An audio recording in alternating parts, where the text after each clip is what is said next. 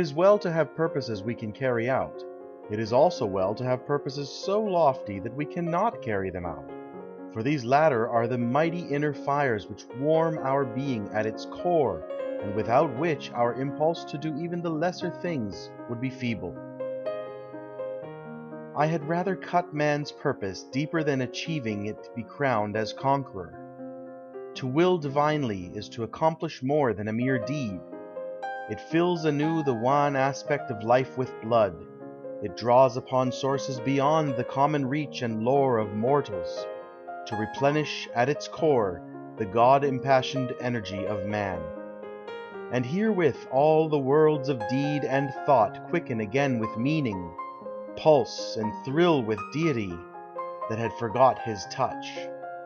There is not any act avails so much as this invisible wedding of the will with life, yea, though it seem to accomplish not.